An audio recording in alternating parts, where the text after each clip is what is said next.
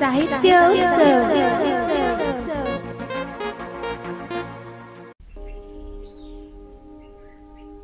नमस्कार. या सुप्रभाती उत्सव तीर्थ या भक्तिमय कार्यक्रमात मी रेश्मा आपणा सर्वांचं अतिशय प्रसन्न मनाने स्वागत करते. गीतेतील कर्मयोग हा मानवी जीवन संपूर्णतः समृद्ध करण्यासाठीच भगवंताने विशद केला. माणसाने आपलं कर्तव्य, आपल्या जबाबदाऱ्या कुठलीही अपेक्षा न ठेवता पार पाडाव्यात, हीच त्यामागील अपेक्षा. भगवंताला अभिप्रेत असलेला कर्मयोग व्यापक अर्थाने समजून घेण्यासाठी गीतेतील 5वा अध्याय ऐकायलाच हवा. उत्सव तीर्थच्या व्यासपीठावर माधवीताई कर्म संन्यास योग हा 29 श्लोकांचा अंतर्भाव असलेला गीतेतील 5वा अध्याय आपल्या पुढं कथन करणार आहेत आजच्या निरूपणातून. या प्रसन्न सकाळी भक्तिमय वातावरणात हे सुश्राव्य निरूपण ऐकण्यासाठी आपणही तितकेच उत्सुक आहोत. तेव्हा आता अधिक वेळ न घालवता सुरुवात करूयात आपल्या आजच्या प्रवचनाला. उत्सव तीर्थ गीताबोध. निर्मिती साहित्य उत्सव. प्रवचनकार श्रीमती माधवीताई जोशी. पार्श्वगायन हर्षदा गायकवाड. तांत्रिक सहाय्य विद्या पाटील, प्रमोद पांढरे. तर ऐकूयात उत्सव तीर्थ अंतर्गत गीताबोध भाग 6वा.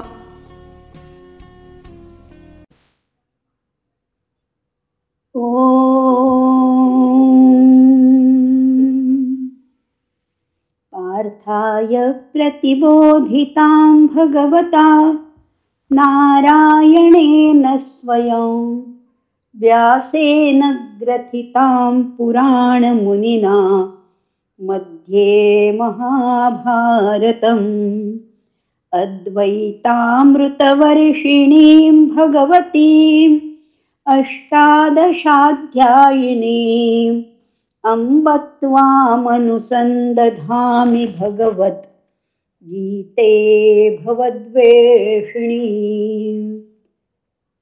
नमोऽस्तु ते व्यास विशालबुद्धे फुल्लारविन्दायतपत्रनेत्र येन त्वया भारततैलपूर्णः प्रज्वालितो ज्ञानमयः प्रदीपः प्रपन्नपारिजाताय स्तोत्रवेत्रैकपाणये ज्ञानमुद्राय कृष्णाय गीतामृतदुहे नमः. वसुदेवसुतं देवं कंसचाणूरमर्दनं देवकी परमानन्दं कृष्णं वन्दे जगद्गुरुं. मूकं करोति वाचालं पङ्गुल्लङ्घयते गिरिं यत्कृपातमहं वन्दे परमानन्दमाधवम्.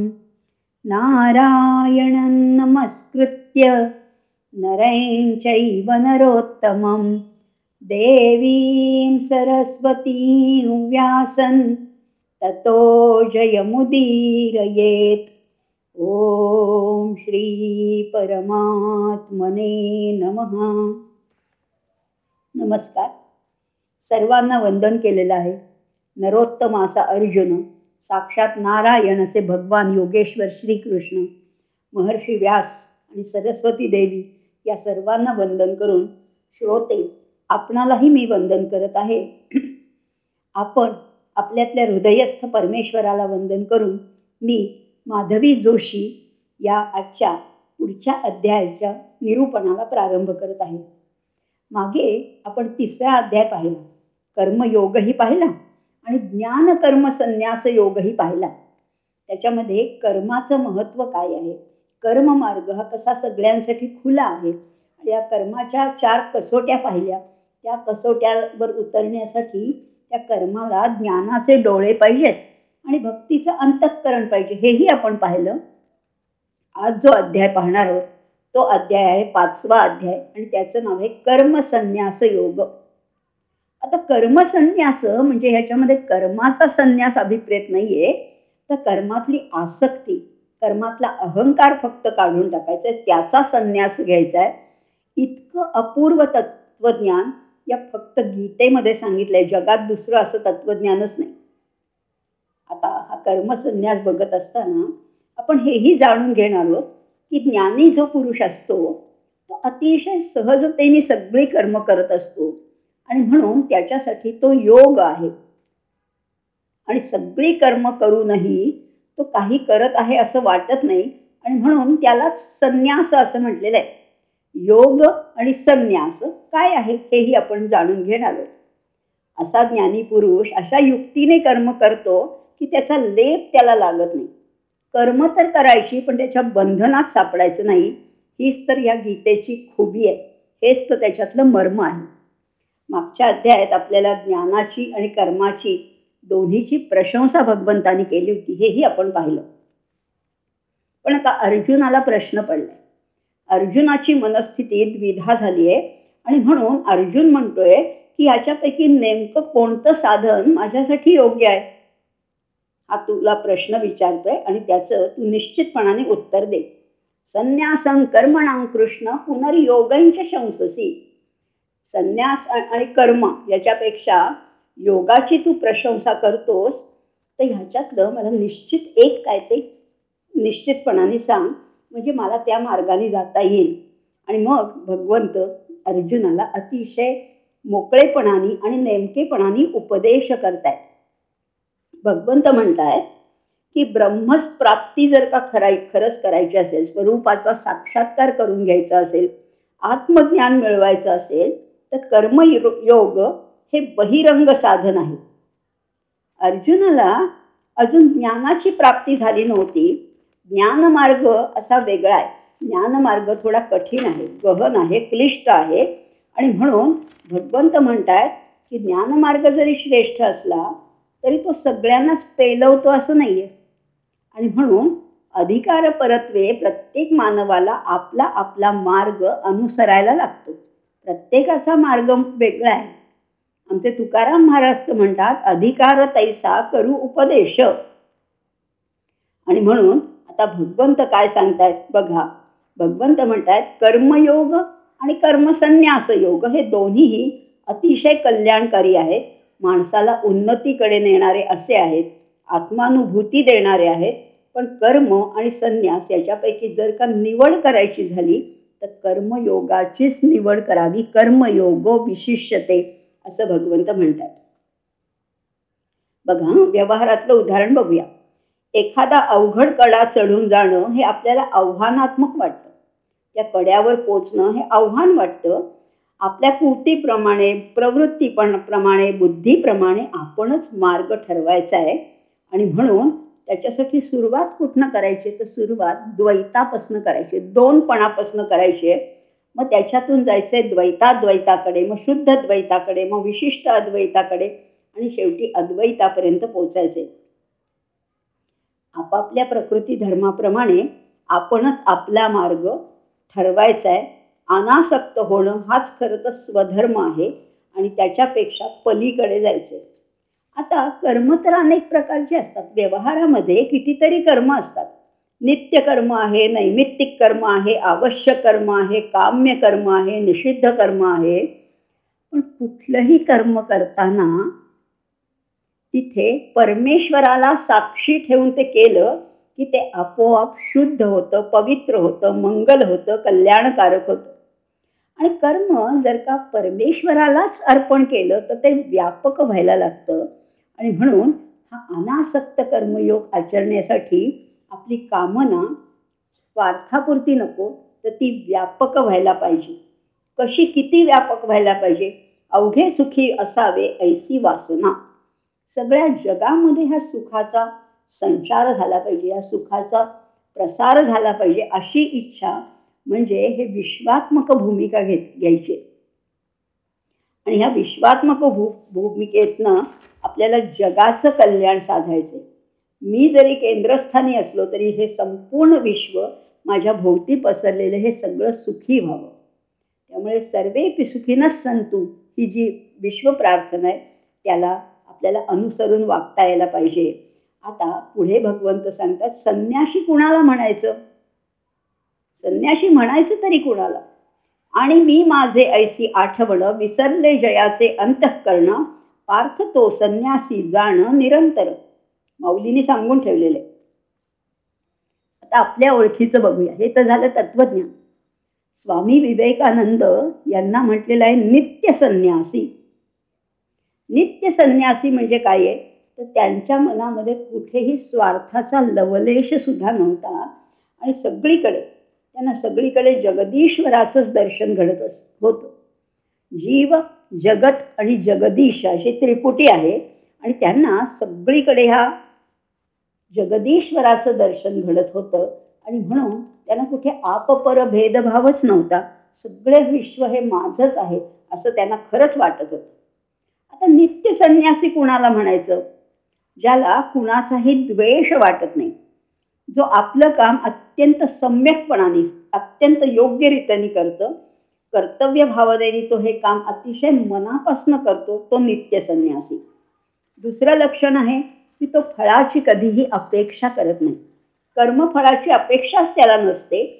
तो सगळी कर्म ईश्वराला अर्पण करण्याच्या बुद्धीने करत असतो. प्रत्येक कर्मामध्ये तो आपला अगदी जीव ओततो, चित्त ओततो आणि त्या बदल्यात काहीही मागत नाही. हे झालं सिद्धांत. आता व्यवहारात बघूया. एखादा गायक उत्तम असेल, एखादा सुतार अतिशय कुशल असेल, ते त्यांच्या कामामध्ये किंवा एखादी नर्तिका तिच्या नृत्यामध्ये इतकी रममाण होऊन जाते की त्यांना मोबदल्याचीही अपेक्षा राहत नाही. अहो एवढंच कशाला, खाण्यापिण्याची सुद्धा भान राहत नाही. हे त्या कर्मामध्ये गढून गेल्याचं एक लक्षण आहे असं म्हणता येईल. आता हा नित्य संन्यासी कसा असतो? तर तो निर्द्वंद्वावस्था धारण करतो. शब्द अवघड वाटेल कदाचित, पण आपण समजून घेऊया. या विश्वामध्ये, या सृष्टीमध्ये अनेक द्वंद्व आहेत. द्वंद्व म्हणजे जोड्या. आणि जोड्या कशाच्या आहेत? तर विरुद्ध अर्थाचे जे शब्द एकत्र येतात, म्हणजे सुख दुःख, स्तुती निंदा, अनुकूल प्रतिकूल, शीत उष्ण, मान अपमान, लाभ हानी, अशी जी द्वंद्व आहेत त्याच्याही तो पलीकडे गेलेला असतो. आणि म्हणून हा जो नित्य संन्यासी आहे तो सगळ्याच्या पलीकडे, म्हणजे सगळ्याच्या अतीत गेलेला असतो. पुढच्या 4थ्या श्लोकात भगवंत सांगतात की सांख्ययोग म्हणा किंवा कर्मयोग म्हणा, याच्यामध्ये तत्वतः काहीच भेद नाहीये. तत्वतः काहीही भेद नाहीये. आणि कर्म निष्कामपणाने करणं, निस्वार्थ बुद्धीने करणं हाच संन्यास आहे. आणि अशी कर्म जो आचरतो त्याला संन्यासी म्हटलेलं आहे. आता या संन्यास मार्गाचे अधिकारी तरी कोण आहेत? बघा, संन्यास मार्गाचे अधिकारी फार थोडे असतात. कर्ममार्गाचे सगळेच असतात, अगदी सगळे. गरीब असो, श्रीमंत असो, सुंदर असो, कुरूप असो, शिकलेला असो, निरक्षर असो, सगळे हे कर्ममार्गाचे अधिकारी आहेत. पण ह्या योग मार्गाचे, या संन्यास मार्गाचे अधिकारी फार थोडे आहेत. आता कर्मयोग आणि संन्यास यापैकी कुठल्या मार्गाचं योग्य अनुष्ठान केलं, कुठल्याही मार्गाचं केलं तरी शेवटी फळ काय मिळणार आहे? ते आहे मोक्षाचं फळ. आणि संन्याशी उत्तम कोण? तर शुकमुनी हे उत्तम संन्यासाचं लक्षण आहे. आणि कर्मयोगाचं उत्तम लक्षण किंवा उत्तम उदाहरण कुठलं? तर जनक राजा. जनक राजा हा विदेही राजा होता आणि त्यांनी ह्या विदेहावस्थेमध्ये, म्हणजे देहात असून सुद्धा जो विदेही आहे, असं हे जनक राजाचं उदाहरण आहे. आता पुढे बघणार आहोत आपण. गीतेतला अत्यंत महत्वाचा श्लोक आहे, योगयुक्तो विशुद्धात्मा विजितात्मा जितेंद्रिय. आता जितेंद्रिय कुणाला म्हटले बघा. आता आपण या मुख्य गाभ्याला हात घालतो. हनुमंत हा जितेंद्रिय आहे. म्हणजे कसं आहे? सगळी इंद्रिय त्याच्या अधीन होती. अगदी रावणाच्या अंतःपुरात सुद्धा तो गेला होता. तिथे अनेक स्त्रिया पाहिल्या, पण म्हणून त्याचा इंद्रिय संयम किंचितही ढळला नाही. कशाचाही त्याला मोह वाटला नाही. तो अतिशय धर्मनिष्ठ होता आणि म्हणूनच तो इंद्रिय जयी होता आणि म्हणूनच त्याला जितेंद्रिय म्हटलेलं आहे. पण आपल्याच देशात अशी उदाहरणे आहेत असं नाही बरं का. परदेशात सुद्धा अगदी आपल्याला माहिती असेल, उत्तम क्रिकेटियर डॉन ब्रॅडमन जगप्रसिद्ध क्रिकेटियर आहेत. पण एका दिवसात त्यांनी एका दिवसामध्ये 309 धावा काढल्या आणि खेळाच्या सुरुवातीला ते जेवढे ताजेतवाने होते तेवढंच, खेळून आले तरी तेवढेच तरतरीत होते. का? तर ते जितेंद्रिय होते. म्हणजे परदेशामध्ये जिथे व्यसनांना मान्यता आहे, स्थान आहे, तिथे सुद्धा त्यांनी इतका निग्रह पाळला. आणि अशा जितेंद्रिय लोकांनाच असं या यशाची उत्तुंग अशी झेप घेता येते. तिसरं जितेंद्रियाचं उदाहरण आहे ते म्हणजे स्वामी विवेकानंद. स्वामी विवेकानंद जेव्हा परदेशात गेले तेव्हा त्यांच्याकडे ज्ञान होतं, बुद्धी होती, पर्सनॅलिटी होती, व्यक्तिमत्व होतं, अत्यंत देखणं रूप होतं आणि त्यांच्या आत्मविश्वास होता. या त्यांच्या गुणांवर भाळून कितीतरी स्त्रिया त्यांच्या सहवासाची अपेक्षा करत होत्या. तेव्हा एक स्त्री त्यांना म्हणाली की स्वामीजी, मला वाटतंय की मला आपल्यासारखा पुत्र व्हावा. तेव्हा स्वामीजींनी काय उत्तर दिलं असेल? स्वामीजी म्हणाले, माझ्यासारखा कशाला माते, मीच तुझा पुत्र आहे. आणि तिला दंडवत त्यांनी घातला. केवढा हा इंद्रिय संयम आहे ना. आपल्याला अतिशय नितांत आदर आणि अभिमान वाटावा असे अनेक जितेंद्रिय या आपल्या भारत भूमीमध्ये होऊन गेलेले आहेत. जितेंद्रिय. विजित आत्मा कुणाला म्हटलेलं आहे? विजित आत्मा ज्यांनी आत्म्याला जिंकलेलं आहे, ज्यांनी शरीरही जिंकलंय आणि आत्माही जिंकलंय, असा त्याच्या पलीकडे जो जातो त्याला विजित आत्मा म्हटलेलं आहे. आता शरीरामध्ये म्हणा, अंतःकरणामध्ये कितीतरी दोष असतात, पण ह्या दोषांच्या जो पलीकडे गेलाय, म्हणजे अंतःकरणाचे मल, विक्षेप आणि आवरण या दोषांच्या पलीकडे जो गेलाय ज्ञान योगाने, त्याच्यावर ज्यांनी विजय मिळवलाय तो विजित आत्मा. किंवा अगदी व्यवहारातलं किंवा पुराणातलं उदाहरण बघायचं तर कचदेव यांची गोष्ट कदाचित माहिती असेल. कचानी शुक्राचार्यांकडनं संजीवनी विद्या प्राप्त करून घेतली. हा कच सुद्धा विजित आत्मा होता, ज्ञानयोगाचा अधिकारी होता. आपल्या ध्येयासाठी तो वाटेल ते करायला तयार होता आणि तरी सुद्धा त्याचा इंद्रियावर संयम होता. सद्गुणांचा अगदी क्लायमॅक्स किंवा सद्गुणांचा कळस म्हटला तर कच आहे. अनेक मोहांवर त्यांनी मात केलेली आहे आणि आपल्या कार्याचा कधीही क्षणभर सुद्धा विसर पडू दिला नाही, असा हा विजित आत्मा कच आहे. जितेंद्रिय पाहिलं, विजित आत्मा पाहिलं. आता विशुद्धात्मा बघूया. विजित आत्मा वेगळा आणि विशुद्धात्मा वेगळा. आता विशुद्ध आत्मा ज्याचा अतिशय शुद्ध आहे, कुणाला म्हटलंय विशुद्धात्मा? तर त्याचं एक लक्षण सांगितलंय बरं का. ज्याचा ध्वनी परावाणीपासून उच्चारला जातो त्याचा शब्द खरा होतो. 4 वाणी आहेत आपल्याला माहिती आहे, परा, पश्यंती, मध्यमा, वैखरी. या 4 वाणींमध्ये ज्याचा शब्द, ज्याचा परावाणी नाभीपासून उच्चार होतो त्याच्या शब्दाला वजन प्राप्त होतो आणि त्याच्या वाचासिद्धी त्याला प्राप्त होते आणि त्याचा शब्द खरा होतो. पूर्वी शाप किंवा वर दिले जायचे, त्याच्यातही हेच तथ्य आहे. जो विशुद्ध आत्मा आहे, आणि विशुद्ध आत्मा होण्यासाठी कसं वागायला पाहिजे? तर जसं तुम्ही बोलता तसं आचरण असायला पाहिजे. यथा चित्तम तथा वाचा, यथा वाचस तथा क्रिया, चित्तेवाची क्रियायामच साधूनाम एक रूपता. म्हणजे त्या परावाणीचं स्पंदन व्हायला पाहिजे, त्याच्यासाठी आचरण उत्तम पाहिजे. बोला सरीसे चालणे हे तो संतांची लक्षणे असं सांगूनच ठेवलेलं आहे. हे खरंच आहे. असा विशुद्धात्मा वाणीचं तप आचरतो आणि तो नेहमी खरं बोलतो, सत्यवचनी असतो, असा विशुद्धात्मा. पुढे आणखीन या संन्यासाचं लक्षण सांगितलंय, सर्व भूतात्म भूतात्मा. म्हणजे काय? एकदा चित्तशुद्धी झाली ना की तो महात्मा सर्व भूतात्म भूतात्मा होतो. म्हणजे सगळ्या प्राण्यांच्या आत्म्याशी त्याचा आत्मा जोडला जातो, एक भाव होऊन राहतो, अशी त्याची स्थिती होते. विचरे विश्व होऊनी विश्वा माझी, किंवा शिवम भूत्वा शिवम यजेत, अशी त्याची अवस्था होऊन जाते. असा हा सर्व भूतात्म भूतात्मा. मग हा काय करतो? हा योगयुक्त असतो. म्हणजे काय आहे? योगयुक्त म्हणजे द्वंद्वाच्या अतीत गेलेला आहे आणि तेव्हा तो सगळी द्वंद्व सहन करतो, तेव्हा त्याला योगयुक्त म्हटलेलं आहे. आणि असं सगळं झाल्यानंतर कुर्वन् अपि न लिप्यते असं त्याचं वर्णन केलेलं आहे. सगळी कामं करतो, पण कुठल्याही कर्माच्या तो बंधनात सापडत नाही, त्याला लेप लागत नाही, असंही म्हटलेलं आहे. आणि मग हा जो आहे ना, आणि हा खरंच आहे, जो सर्व भूतात्मा होतो, त्याला सगळ्या प्राण्यांमध्ये परमेश्वरच दिसतो. अहो, एकनाथ महाराजांना नाही का गाढवामध्ये परब्रह्म दिसलं होतं. नामदेव महाराजांना त्या कुत्र्याच्या मागे तुपाची वाटी घेऊन ते धावत होते, त्यांना त्या कुत्र्यामध्ये सुद्धा परब्रह्म दिसलं. म्हणजे असं म्हणता येईल, पृथ्वी माझी जितुकी शरीर आहे तितुकी भगवंताची घरे. जेवढी शरीर आहेत ती त्याच्यामध्ये भगवंतच राहतो हे जाणायला पाहिजे, हे ओळखायला पाहिजे आणि त्याप्रमाणे वागता यायला पाहिजे. हाच या श्लोकाचा संदेश आहे. आता हा योगी कुर्वन अपि न लिप्यते. मग तो काय करतो? सगळी कामं करतो, बाहेरून सगळ्यांसारखाच वाटतो, परंतु आंतरिक दृष्ट्या मात्र तो पूर्णपणाने वेगळा असतो. तो या कुठल्याही कार्यामध्ये लिप्त होत नाही, तो अनासक्त असतो. सगळी कर्म करतो, पण ती साक्षी भावाने करतो. कुठली कर्म करतो? फार सुंदर श्लोक आहे, पण फार कठीण श्लोक आहे बरं का.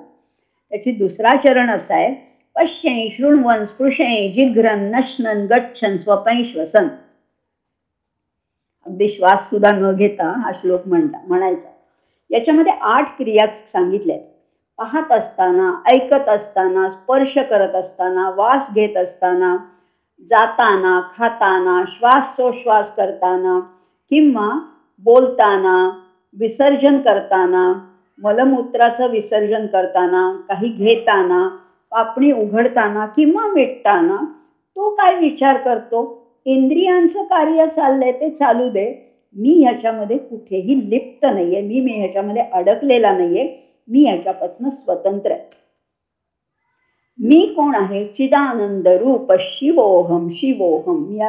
मी त्या चैतन्याचं साक्षी रूप आहे. मी मन नाही, मी बुद्धी नाही, मी आत्मा नाही, मी सगळ्याच्या पलीकडे आहे. न मन हो, न बुद्धी, न चित्त अहंकार, न जिव्हा, नयन नासिका कर्णद्वार, न चलता, न रुकता, न कहता, न सुनता, जगत चेतना हूँ अनादि अनंता. एक नवीन गाणं आहे, कैलास खेर यांचं गाणं आहे, पण ह्याच्यामध्ये याचा सगळा भाव आलेला आहे. मी कोण आहे? जगत चेतना मी आहे. मग मन बुद्धी अहंकार हे मी नाहीये, किंवा ही पंच ज्ञानेंद्रिय म्हणजे मी नाही, मी या सगळ्यापेक्षा वेगळं आहे. हे ज्याला कळतं त्याला कधीही मोह होत नाही, तो कशात अडकत नाही. आणि म्हणून त्या परमेश्वराचं नाव सारखं घ्यायचंय, त्याच्याशी जोडलं जायचंय. कधी कधी नाव घ्यायचं त्याचं. अहो येता जाता, उठत बसता कार्य करिता, सदा देता घेता, वदनी वदता ग्रास गिळिता, घरी दारी शय्ये, वरी रतिसुखाचे अवसरी, समस्तांची लज्जा, त्यजुनी भगवत चिंतन करी.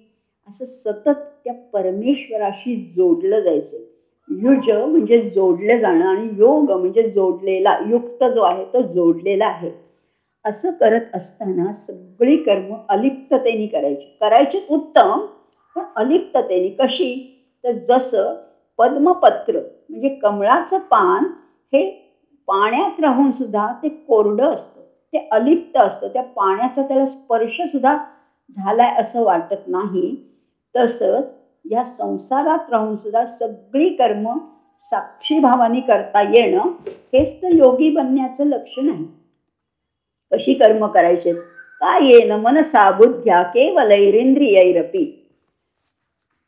काया वाचा मनानी किंवा बुद्धीनी किंवा इंद्रियानी योगिना कर्म कुर्वन्ति. योगी पुरुष सुद्धा सगळी कर्म करतो, तो आपल्यासारखाच असतो, पण कसं? संगं त्यक्त्वा आत्मशुद्धये. संगाचा त्याग आहे, आसक्तीचा त्याग आहे, आणि त्याच्यातून तो काय साधतो? तर आत्मशुद्धी साधतो असंही म्हटलेलं आहे. असा हा योगी पुरुष कसा आहे? युक्त. हा युक्त पुरुष काय करतो? कर्मफलं त्यक्त्वा शांतिमाप्नोति नैष्ठिकी. हा नैष्ठिकी शांतीची प्राप्ती करून घेतो, आणि मात्र अयुक्त जो आहे तो मात्र त्या फळामध्ये, त्या आसक्तीमध्ये अडकत जातो. आता ही शांती कुठनं मागवायची? शांती कुठे बोलवायची? शांती कशाने प्राप्त होते? तर खरं म्हटलं ना तर शांती आपल्या अंतःकरणात असतेच असते, पण त्याच्यावर अनेक आवरणं पडलेले आहेत. कामनेची, स्पृहेची, वासनेची आवरणं पडल्यामुळे ही शांती प्रगट होत नाही. ती आवरणं काढून टाकली की शांती आहेच, आतमध्ये शांतीच आहे आणि आपण सगळे या शांतीच्या शोधात आहोत. ही शांती मिळवण्यासाठी या सगळ्या गोष्टी काढून टाकायच्या आहेत. आणि मग कर्म कशी करायचे? सर्व कर्माणि मनसा संन्यस्यास्ते सुखं वशी नवद्वारे पुरे देही नैव कुर्वन् न कारयन्. आपल्या देहाला 9 प्रकारची द्वारे आहेत. 9 द्वारामध्ये काय करायचे? या नवद्वारांना आधी शुद्ध करायचे, पवित्र करायचे, स्वच्छ करायचे, जितकं जमेल तितकं शुद्ध करायचे. आणि मग हा जो देह आहे ना, त्याच्यामध्ये वास करणारा जो आत्मा आहे, आणि त्या आत्मा हा देव आहे, आत्मदेव आहे. आणि म्हणून शरीर काय आहे? तर हे देह देवाचे मंदिर आहे. आणि म्हणून ते मंदिर सुद्धा शुद्ध ठेवलं पाहिजे. देव तर आहेच शुद्ध, पण मंदिराला शुद्ध ठेवण्यासाठी हा देह खणखणीत ठेवायचा आहे, लखलखीत ठेवायचा आहे, शुद्ध करायचा आहे. आणि त्याच्यातली जी 9 दारं आहेत ना, ही सगळी शुद्ध करायची. एवढं जरी केलं ना तर काय होईल? न कर्तृत्व न कर्माणि लोकस्य सृजते प्रभुः न कर्मफल संयोगम स्वभावस्तु प्रवर्तते. हा प्रभू कसा आहे?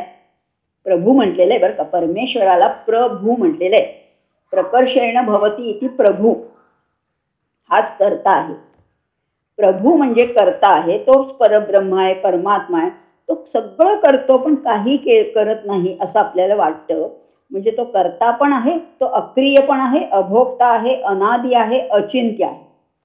आणि हा प्रभू कसा आहे? स्वयंप्रकाशित आहे. त्याला वेगळ्या प्रकाशाची आवश्यकता नसते, वेगळी बॅटरी नाही दाखवायला लागत, वेगळा कंदील नाही दाखवायला लागत. तो स्वयंप्रकाशी आहे आणि सगळ्या प्राणी मात्रामध्ये हा प्रकाशित आहे. तो आत आहे, म्हणूनच आपल्याला ऐकू येतं, म्हणूनच आपल्याला बोलता येतं, म्हणूनच आपली इंद्रिय काम करतात. सगळ्या गोष्टी जर आहे, तोच सगळ्या वस्तूंना प्रकाशित करत असतो. आणि म्हणून त्याला म्हटलेलं आहे, व्यष्टीसाठी तो जीव आहे, समष्टीसाठी तो आत्मा आहे आणि परमेष्टीसाठी तो परमात्मा आहे. आणि शेवटी काय खरं सांगू का? कर्ता किंवा कर्म करण हा सगळा प्रकृतीचा खेळ आहे. स्वभावे सर्व होत असे, स्वभावस्तु प्रवर्तते. प्रत्येक जण आपापल्या स्वभावानुसारच वागतो, नाही का? एकच पाणी सगळ्या बागेला जरी दिलं तरी मोगऱ्याचा सुगंध वेगळा. नारळात पाणी कोण भरतं? तोच भरतो. आंबा गोड असतो, चिंच आंबट असते, कारलं कडू असतं. सगळ्यांना पाणी सारखं दिलं तरी प्रत्येक जण आपल्या स्वभावातून प्रगट होत असतो. माणसांचे सुद्धा कितीतरी प्रकार आहेत, नाही का? व्यक्तींच्या बाबतीत सुद्धा तसंच आहे. स्वभाव ही प्रत्येकाची खरं म्हटलं तर आध्यात्मिक पातळी आहे. आणि स्वभावातूनच सुप्त गुण प्रगट होत असतात. आणि निसर्गतः ज्या आपल्याला आखून दिलेल्या मर्यादा आहेत ना, त्याही त्याच्यातच येतात. आणि म्हणून आपला स्वभाव आधी ओळखायचा आहे, कारण अंतरीचे धावे स्वभावे बाहेरी असं म्हटलेलं आहे. या आता 15व्या श्लोकामध्ये म्हणले, ना दत्ते कस्यचित पापं न चैव सुकृतं विभुः. हा पाप पुण्याचा भोगता कोणी? पाप कुणाला लागतं, कुणाला पुण्य लागतं? तर तो सगळा जीवच आहे. जीव, जगत आणि जगदीश हे सगळं मायेचं कार्य आहे. मात्र परमेश्वर जो आहे ना, तो ह्या सगळ्याच्या पलीकडे आहे. हा जो आत्मा आत्मा आपण म्हणतोय, हा करता पण नाही, तो कारयिता पण नाही, त्याला पाप पुण्याचा स्पर्शही होत नाही. मग सर्वव्यापी जो परमेश्वर आहे, तो कोणाचं पापही आपल्याकडे घेत नाही, पुण्यही घेत नाही. ज्यांनी जसं पेरलंय तसं उगवत जातं. असा हा सगळं करतो, पण सगळं करून हा अकर्ता आहे, असंच त्याचं वर्णन करावं लागेल. या परब्रह्म परमात्मा परमेश्वराचं वर्णन हे या 15व्या श्लोकामध्ये केलेलं आहे. याच्या पुढच्या 16व्या श्लोकामध्ये भगवंत फार एक वेगळा सिद्धांत सांगतायत. ज्ञानेन तु तदज्ञानै येषां नाशितमात्मनः. ज्ञानामुळे अज्ञानाचा नाश होतो. आणि अशा ज्यांना समजतं, म्हणजे परमात्मा, जीव, जगत आणि जगदीश याच्यातला जो भेद आहे, किंवा ज्याला परमात्मा आणि विश्व याच्यातला संबंध लक्षात येतो त्याचं अज्ञान संपूनच जातं. आणि मग सूर्यप्रकाशाप्रमाणे त्याचं ज्ञान फाकतं, विस्तारित होतं, प्रकाशित होतं. तमोगुण म्हणजे अज्ञान आहे आणि जिथे देहबुद्धी आहे, देहाचा अभिमान आहे, त्यालाच अज्ञान म्हटलेलं आहे. असा परमात्मा तुमच्या आमच्या सगळ्यांच्या हृदयात आहे. पण तरी सुद्धा या अज्ञानी लोकांना काही तो नीट दिसत नाही. त्यामुळे मग काय होतं, विषयासक्ती निर्माण होते आणि मग जे संसारात रमलेले, जे विषयांमध्ये आसक्त आहेत, त्यांना त्या स्वरूपाचं विस्मरण होतं आणि संसाराचं चिंतन त्यांना अतिशय आवडतं आणि त्यांना अज्ञानी म्हटलेलं आहे. पुढच्या श्लोकामध्ये तर फार महत्त्वाचा श्लोक आहे. भगवंत 4 लक्षणं सांगतायत त्या योगी पुरुषाची, युक्ताची, थोर विशेषणाची, ज्ञानी कर्त्याची लक्षणं सांगतात. तो कसा आहे? तद्बुद्धया आहे, तदात्मान आहे, तन्निष्ठा आहे आणि तत्परायण आहे. अशी 4 थोर विशेषणं लावली आहेत. कुणाशी? तद म्हणजे ब्रह्म, परब्रह्म, त्याच्याशी ज्याची बुद्धी जोडलेली आहे, ज्याचा आत्मा जोडलेला आहे, ज्याच्या निष्ठा त्याच्याशी निगडित आहेत आणि जो तत्परायण आहे, असा जो थोर पुरुष आहे, कर्ता आहे, ज्ञानी आहे, त्याला त्याच्या मनाला आपोआपच शांती मिळते. कारण त्याचं ज्ञान निर्धूत कल्मषाः, सगळी पापं त्याची धुवून निघतात आणि त्याला पुनरावृत्ती म्हणजे पुनर्जन्म किंवा पुन्हा जन्म मरणाच्या चक्रामध्ये अडकावं लागत नाही.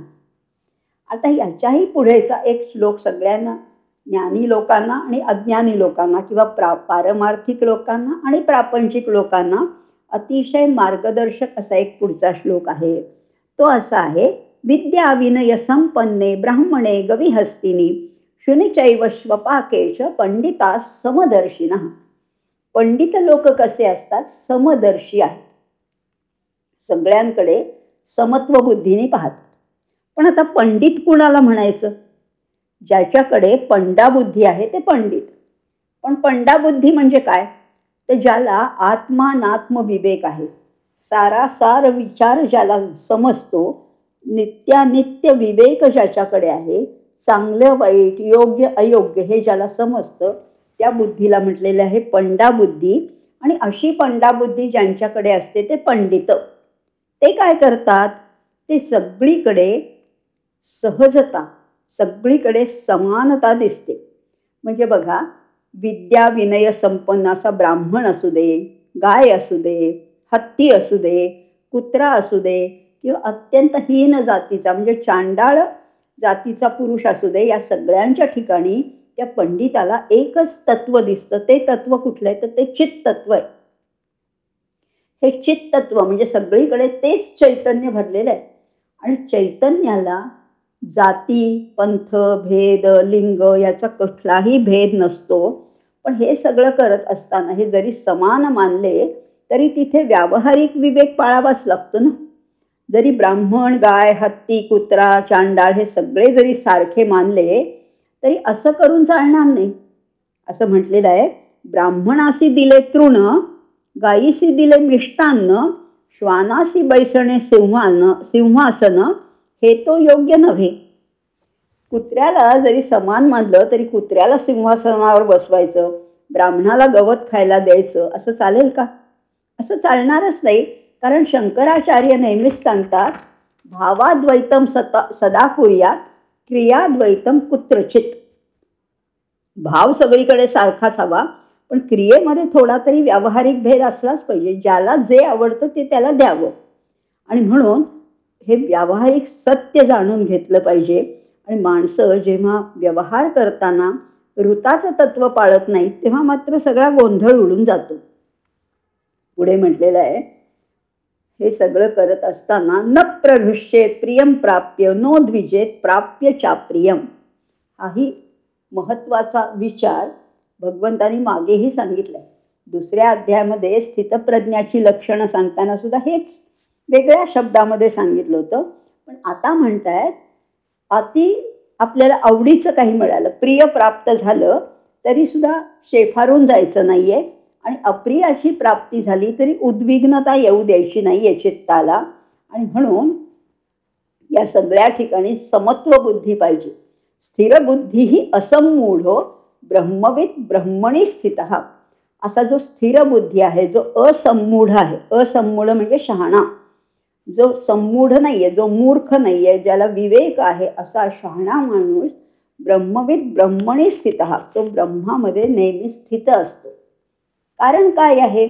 बाह्य स्पर्शेषु असक्तात्मा, बाह्य गोष्टीमध्ये तो अडकत नाही.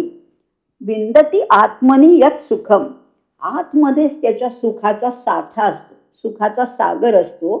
सुखासाठी त्याला बाहेरच्या काही गोष्टींची आवश्यकता भासत नाही.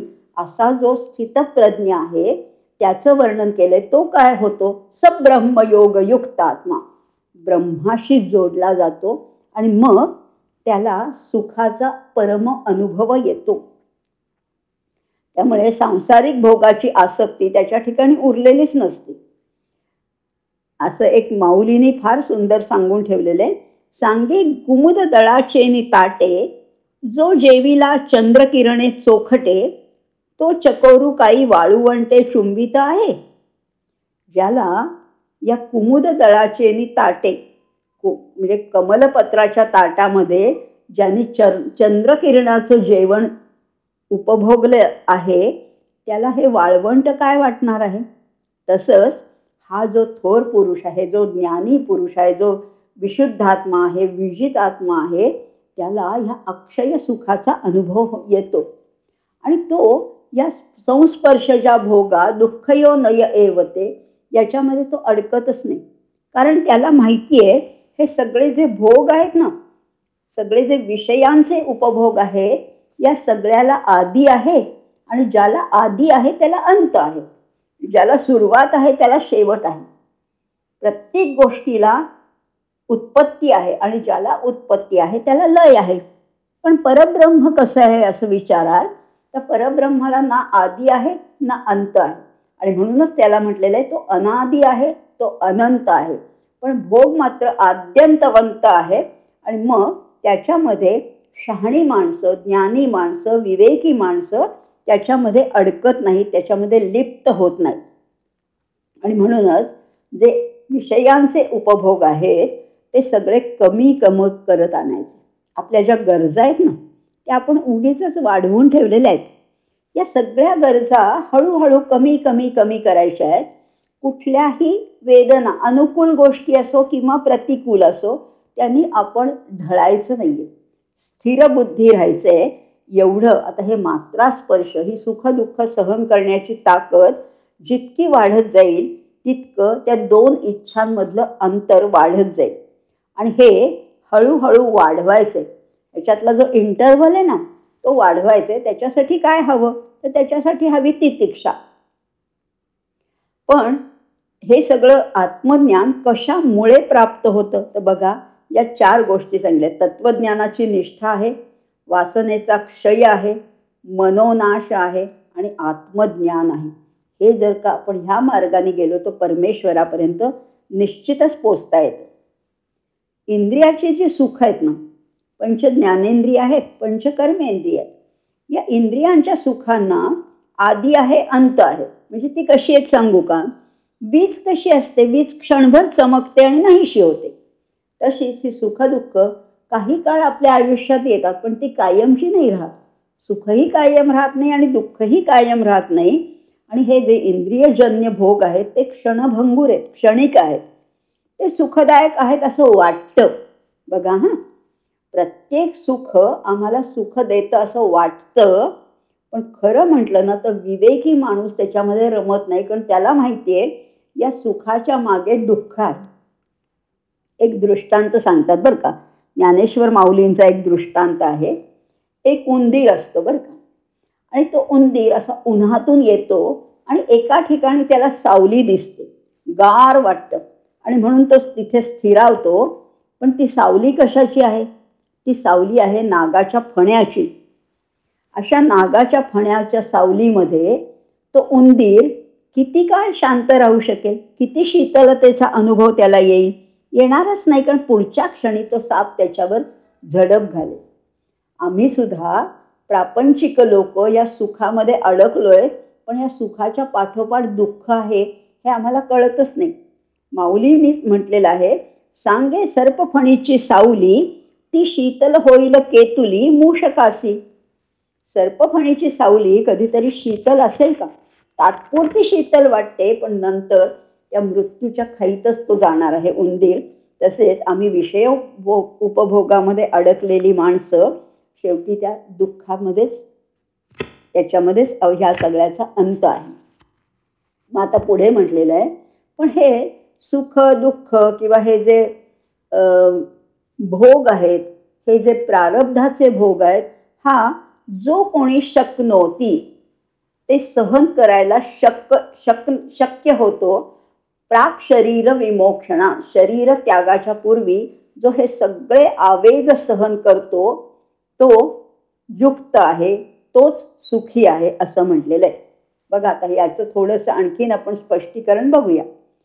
ज्याला या सुख दुःखाच्या आवेगामध्ये फारसा अडकत नाही, जो अलिप्त आहे, जो हे सगळे आवेग सहन करतो शरीर त्यागण्याच्या पूर्वी, तोच युक्त आहे, तोच सुखी आहे असं म्हटलेलं आहे.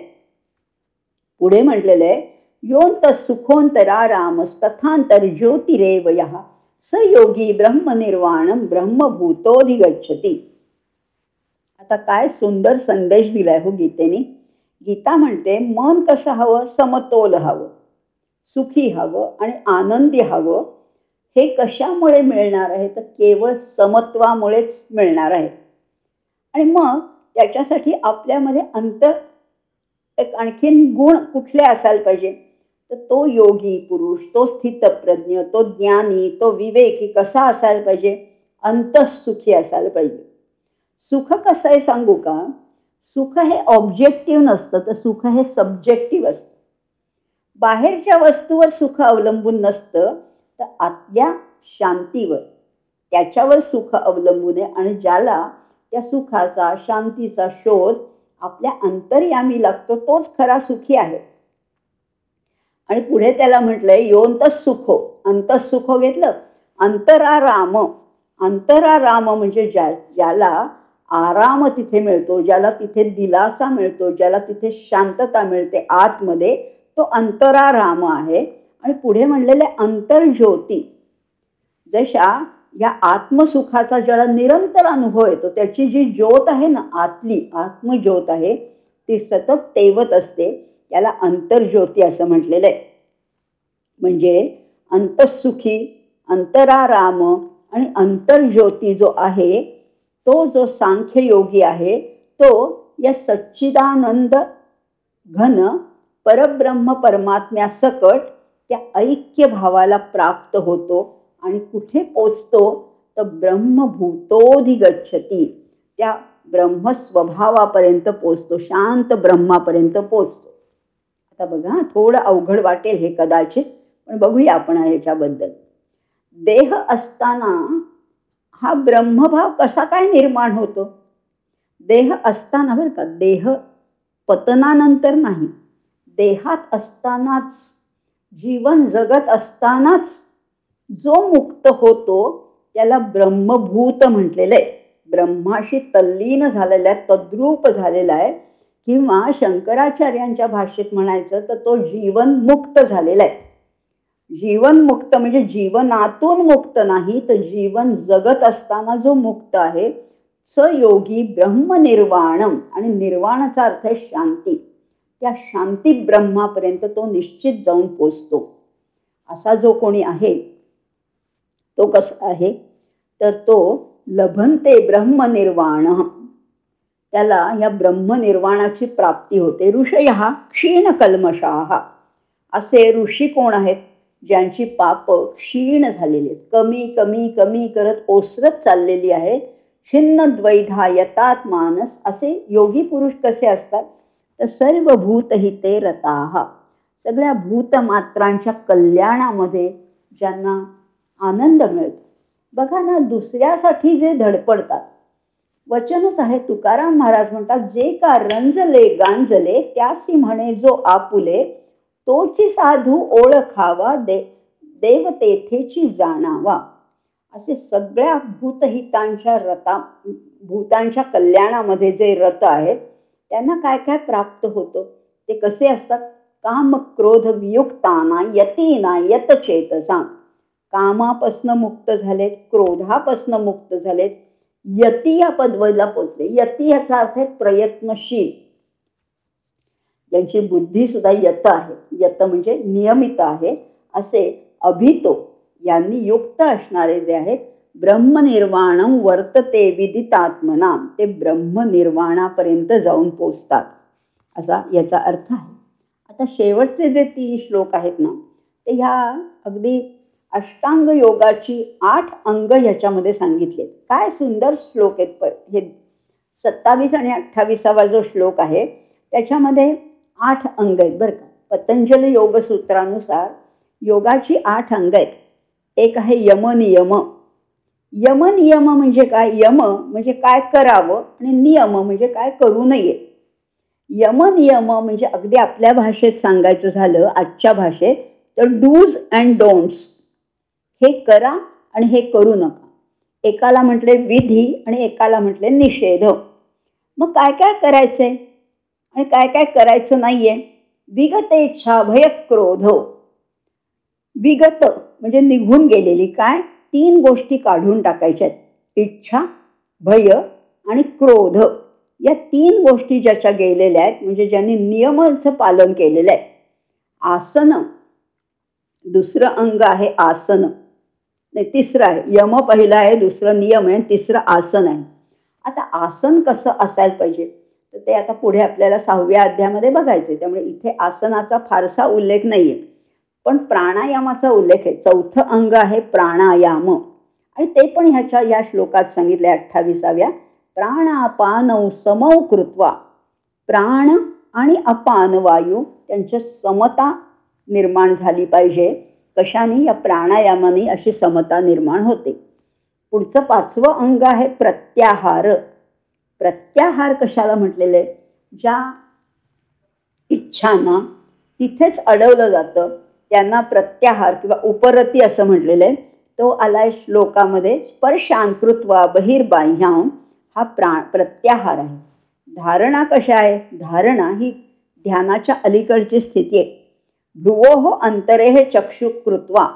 धारणा कुठे धारणा करायचे तर 2 भुवयांच्या मध्ये जे केंद्रस्थान आहे तिथे आपली दृष्टी एकाग्र करायची. म्हणजे नासिकेच्या अग्रावर, नाकाच्या टोकावर दृष्टी स्थिर करायची. बरं, पुढचं 7वं अंग आहे ध्यान. त्याचा उल्लेख याच्यात आलाय मुनीही.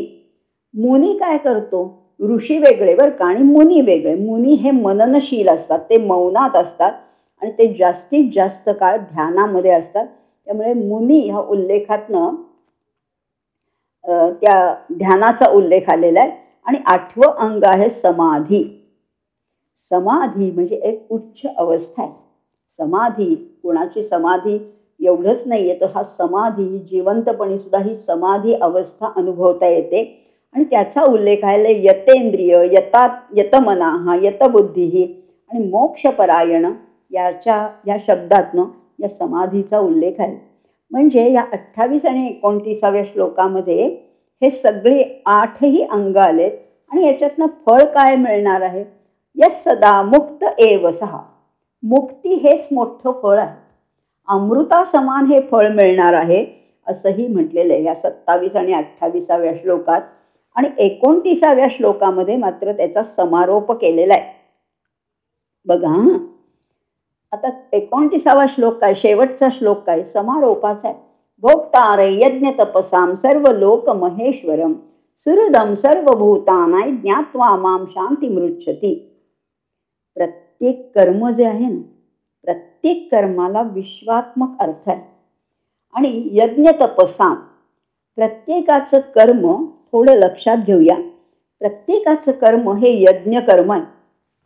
तर तुम्ही म्हणाला हो यज्ञ वगैरे आम्ही नाही करत, पण आपण जे कर्म करतो तेच यज्ञ आहे. साधं आपण भोजनाचं कर्म करतो तेव्हाही आपण म्हणतो ना, उदर भरण नोहे जाणी जे यज्ञ कर्म. मग या सृष्टीचा हा यज्ञ चालू आहे. या सृष्टीचा एवढा अवाढव्य पसारा जो आहे ना, या सृष्टीच्या यज्ञ कर्मामध्ये प्रत्येक व्यक्तीने, अगदी प्रत्येक व्यक्तीने, अगदी उच्च पदावरची असू दे किंवा अगदी खालच्या पदावरची असू दे, पण प्रत्येक व्यक्तीने एक समिधा अर्पण करायची या यज्ञामध्ये. कशाची समिधा अर्पण करायची? तर स्वधर्म रूप यज्ञ कर्माची समिधा अर्पण करायची, आहुती द्यायची. कशाची? स्वकर्म हाच स्वधर्म आहे. तुम्ही शेतकरी असाल, तुमच्या काळ्या आईची सेवा करा. तुम्ही शिक्षक असाल, उत्तम विद्यार्थ्यांना उत्तम शिक्षण द्या.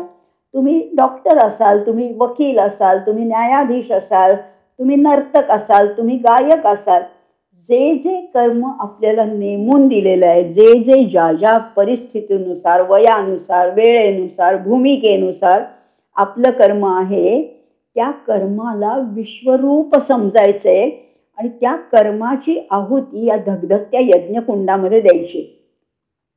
एवढं जरी केलं ना, तरी आपोआप आपला जो अहंकार आहे, जी आसक्ती आहे, ती ह्याच्यातनं पूर्णपणाने निघून जाते आणि पूर्णपणाने काहीच त्याचं शिल्लकच राहत नाही. आणि मग अशा वेळेला हा कर्मयोगी जो आहे ना, तो पूर्णपणाने निष्काम होतो. त्याची चित्तशुद्धी होते, त्याला ज्ञान प्राप्त होतं आणि एकदा ज्ञानाचा धगधगता अग्नी पेटला की या ज्ञानामध्ये ते संचितही जळून जातं आणि प्रारब्धही जळून जातं. आणि असा करता काय होतं? ज्ञानरूप ब्रह्मरूप झाला की कर्म सुद्धा ब्रह्मरूपच होतं. प्रत्येक कर्म हे यज्ञ कर्म आहे असं समजून करायचे. आणि मग या कर्मानेच आरंभ करून हा कर्ता जो आहे, हा जो ज्ञानी पुरुष आहे, तो नैष्कर्म्य सिद्धीपर्यंत प्राप्त होतो. म्हणजेच बघा, आता थोडं किंचित अवघड आहे, पण आपण समजून घेऊया. कर्माचंच अकर्म करायचे. कर्म करायचं, पण त्याचा लेप लागला नाही पाहिजे, त्याचं बंधन आलं नाही पाहिजे, त्याचं फळही भोगायला लागू नये. अशा कर्माचं अकर्म करणं म्हणजे सिद्धी आहे, म्हणजेच संन्यास आहे, म्हणजेच समाधी आहे. म्हणजे नैष्कर्म्य प्राप्त करणं हाच कर्मयोगाचा कळस आहे. आता हा अध्याय आपण पाहिला, 5व्या अध्यायाचं नाव होतं कर्मसन्यास योग. याच्यामध्ये पहिल्यांदा सुरुवातीला कर्मयोगाचं, ज्ञानयोगाचं निरूपण आहे. त्याच्यानंतर निष्काम कर्मयोगाची थोरवी आहे. कर्मविपाकाचा सिद्धांतही सांगितलाय. कर्मविपाकाचा सिद्धांत असा आहे की मनुष्य कर्म करण्यामध्ये स्वतंत्र आहे, पण फळ भोगण्यामध्ये मात्र परतंत्र आहे. मी उत्तम काम करणं माझ्या हातात आहे, पण उत्तम कर्माला नेहमीच उत्तम फळ मिळेल अशी खात्री देता येत नाही. कधी कधी उत्तम अभ्यास करून सुद्धा परीक्षेमध्ये अपयश येतं, पण तो त्याचा प्रांत आहे. माझा प्रांत आहे उत्तम कर्म करणं. एवढं जरी केलं तरी आपल्याला याचं कर्माचा संन्यास करता येईल. त्या दृष्टीने हा 29 श्लोकांचा छोटासा अध्याय पण अतिशय आशय घन आहे. याच्यात सांगितलंय काय, अगदी थोडक्यात 2 वाक्यात बघूया आपण. सकाम कर्मातून निष्काम कर्माकडे जायचे. निष्काम कर्मामुळे काय घडतं? तर चित्तशुद्धी होते. चित्तशुद्धीमुळे श्रद्धा वाढीला लागते. श्रद्धेमुळे काय होतं? श्रवण मनन आपोआप घडतं. त्याच्यातून गुरुची प्रचिती येते. गुरुप्रचितीतून ज्ञान मिळतं आणि आत्मज्ञान एकदा झालं की मोक्षाची प्राप्ती ठरलेलीच आहे. अशी ही मालिका आहे. आणि या सगळ्याचा कळस काय आहे? तर तो मोक्ष आहे, शांती आहे. आणि म्हणून म्हटलेले सुहृदम सर्वभूतानां ज्ञात्वा माम शांती मृच्छती. असा हा स्वधर्म आचरला की व्यक्तीचा उद्धार होतोच, त्याच जोडीला समाजाचा सुद्धा उद्धार होतो. आणि म्हणून ज्ञानी पुरुष जे असतात ते स्वतः उत्तम आचरण करतात आणि अज्ञानी लोकांना हा स्वकर्माचा, स्वधर्माचा मार्ग दाखवतात. ज्ञान झाल्यानंतर कर्म टाकून द्यायचं नाही, हीच गीतेची शिकवण आहे. उलट ज्ञान झाल्यानंतर प्रत्येक कर्म हे दिव्य कर्म होतं, प्रत्येक कर्म हे यज्ञ कर्म होतं.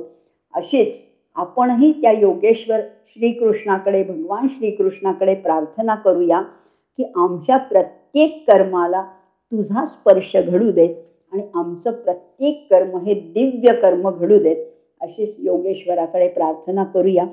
सर्वेपि सुखिनः सन्तु सर्वे सन्तु निरामयाः सर्वे भद्राणि पश्यन्तु मा कस्यचित् धनम्, अशी त्याच्याकडे प्रार्थना केलेली आहे. आणि ओम शांती शांती शांती असं म्हणून थांबूया. दर्जेदार साहित्याचा आणि कलाकृतींचा आस्वाद घेण्यासाठी जॉईन करा साहित्य उत्सव व्हॉट्सॲप किंवा टेलिग्राम ग्रुप. जॉईन करण्यासाठी संपर्क करा 98 81 60 20 25 या क्रमांकावर. संपर्क क्रमांक पुन्हा एकदा 9881 60 2025.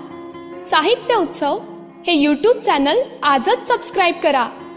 साहित्य उत्सवच्या फेसबुक पेजला जरूर भेट द्या, कारण ज्ञान आणि मनोरंजन यांचं अतूट नातं म्हणजे साहित्य उत्सव.